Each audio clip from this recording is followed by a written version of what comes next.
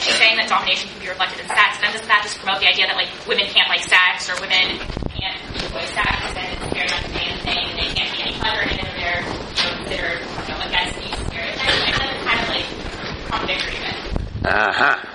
Aaron. I don't think MacKinnon is taking pleasure out of sexuality. I think she's trying to do domination out of sexuality. She says that sexuality, sex can be like mutual friendship. You can be equal and you take pleasure in it and it's equality.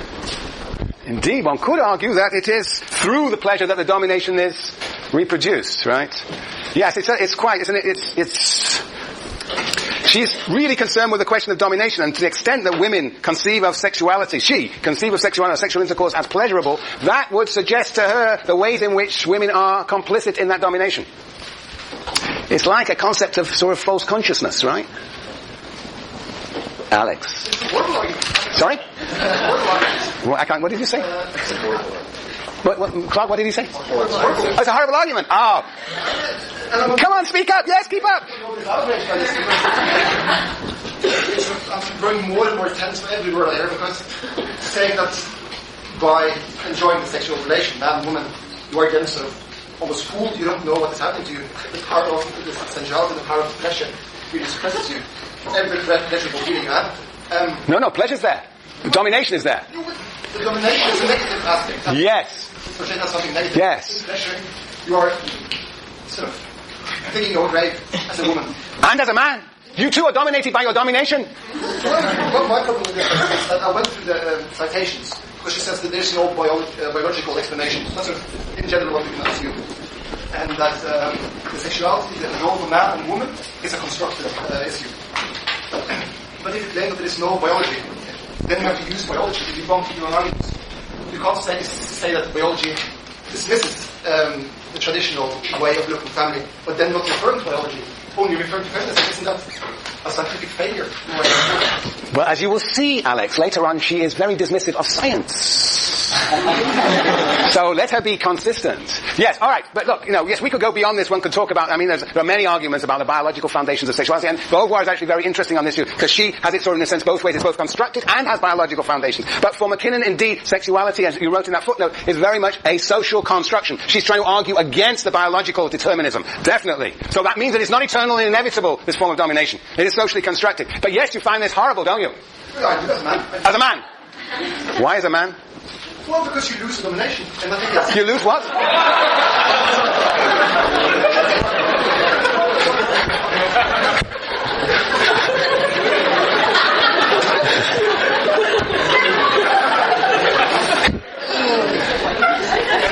Did you really say that? My brain is saying one thing. My brain says I shouldn't say this.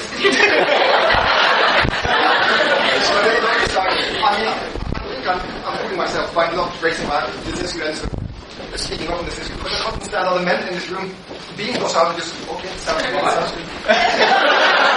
Do you think it sounds good for women? It's hard for me to know. I think it sounds better for women than for men. Courtney! Shh! I mean, he just told me that the interpretation means that if I have sex, I have false consciousness, that I can't even get pleasure from sex because somehow that's like promoting me being dominated. So that's in both cases. Yeah, indeed.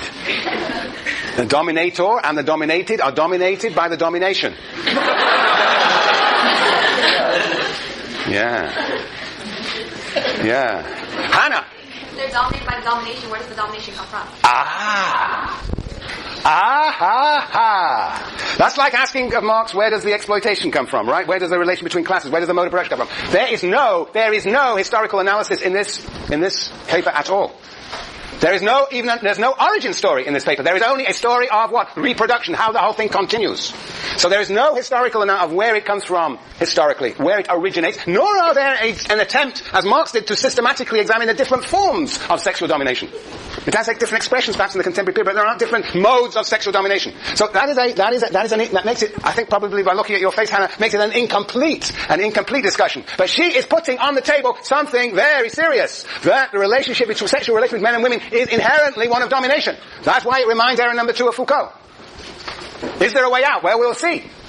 We'll see. But this is a really strong, strong argument. The question is Simone de Beauvoir's analysis any different? Is Simone de Beauvoir, Jason? I was just thinking, are men always the dominators in all circumstances? What do you mean by that? Are men always the dominators in all circumstances of their relations with women?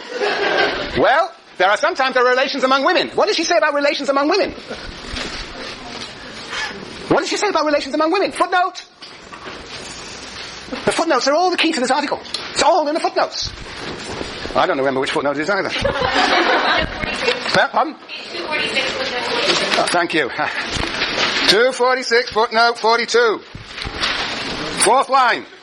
I will not read the whole thing. Lesbian sex, simply as sex between women, does not by definition transcend. Oh, lots of negatives in here. Does not by definition transcend the eroticization of dominance and submission, and their social equation with masculinity and femininity. So, she's a bit equivocating, but lesbian sex in and of itself does not preclude relations of domination.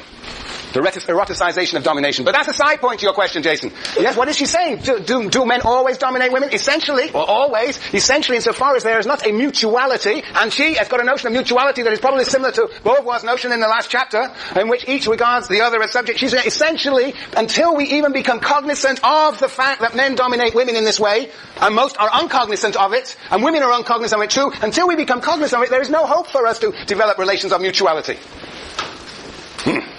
Does she believe that individuals can transcend this domination? Or does it happen on a systematic level? It happens on a systematic level, and I am not clear whether she believes. Well, you should perhaps ask her about her own sexuality. You see, it's a fascinating paper because it is in some way a very unfeminist one, because Cathy MacKinnon really is not here. Not here. It's an interesting paradox. And we'll see that the feminist method is to make the author part of the world they are describing. And so I will leave that as an open question. But she doesn't talk about that, that's for sure. Yeah. Yes, Aaron, number 2. I just think there's a risk of losing sight of what the argument is here by analyzing on this, personal, psychological level of male guilt for participation in sex because they're dominating, or, women feeling like, oh, by deriving sexual pleasure, then all of a sudden I'm submitting to my own, domination. It loses the point that it's not the act in itself that is bad or good. It's its social function within the structure of society. Woo! Is not the importance also the act of expropriation in personal relations? She is talking about sexual relations between men and women. It has functions in the wider society, that's for sure, but its crucible is in the interpersonal relation between men and women. We mustn't lose sight of that. But it's the expropriation that is the problem. Yes, but that expropriation takes place between individuals, I think. I think that's how I understand it. Yeah. So yes, it pervades all relations in society, but it has an essence, an essence of sexual appropriation of one individual appropriating sexuality from another. Male individuals appropriating sexuality from women, constituting women as other. So it looks like this. Just to following your instructions, I get back to business. Sexuality, always business. Yes, I think there's 2 things going on here: ideology and domination. That gives rise to men and women as we know them. Well, we should put them in a relation of domination.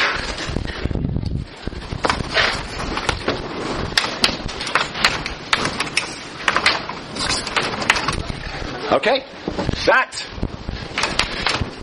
This domination is a combination of force and consent. That's a hegemonic form of domination, and sometimes it's a matter of violence and force alone.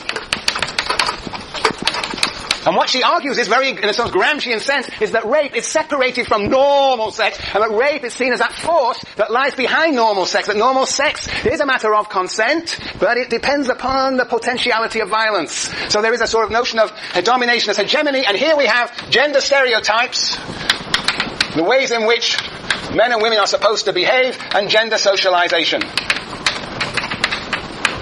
That sexuality or sexual expropriation,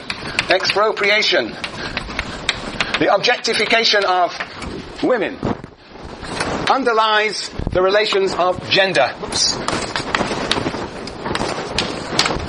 That's my assessment of where we are. Yes.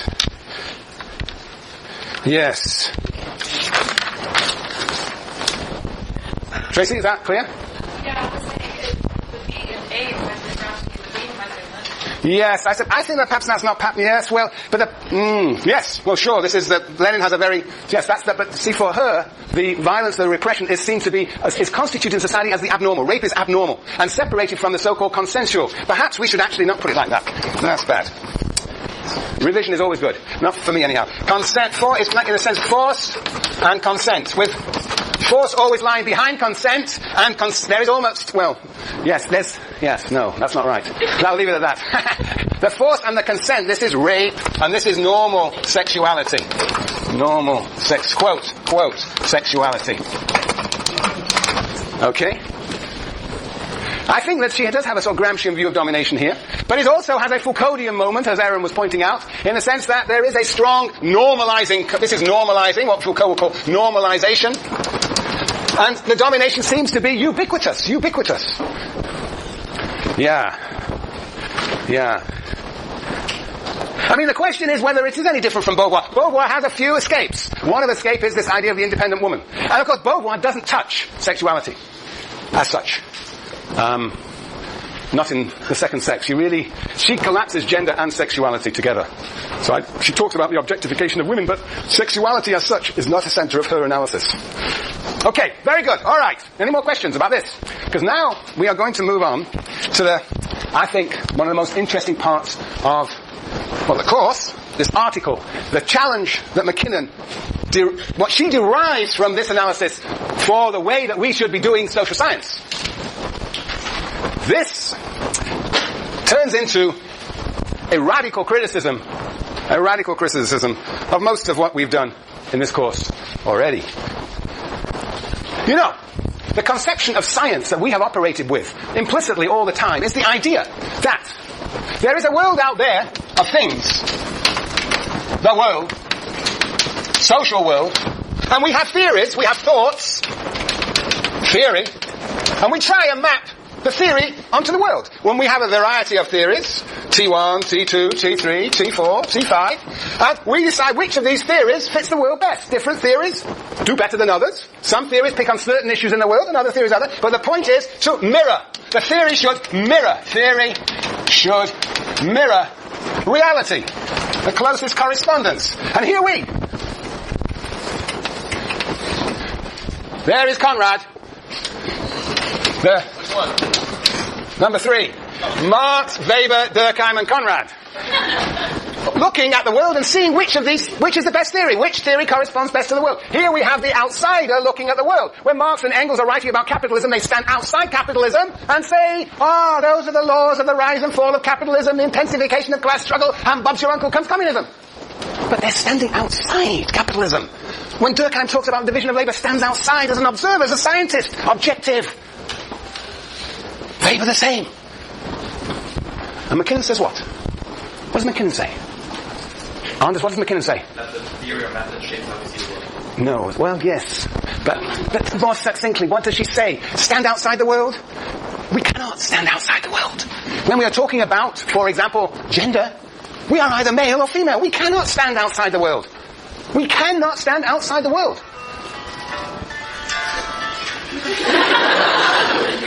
Can we, Sonny? The world enters into our very existence every moment. Yes. Amen. We cannot stand outside the world. So, this is the objective scientist. That's how we are taught to do sociology, objective science. Stand outside the world, assess the link between theory and reality, the world and theory, things and thought. But we can't. MacKinnon says, actually, it's worse than that. MacKinnon says, these observers are, quote, male. And what do? They create things called woman. And they create an idea about women. So this objective turns into men constituting the world, constituting women and the idea of women. Yes. You know, it's like going to the dentist. I don't know about your experience, but my experience of American, US dentists is as follows. You go to the dentist, there's nothing wrong with your teeth. And they poke around and they say, you have got a hole in your tooth. They've just made the hole. And then they say, well, you better get a filling. Huh? That is what MacKinnon is saying that men do as social scientists.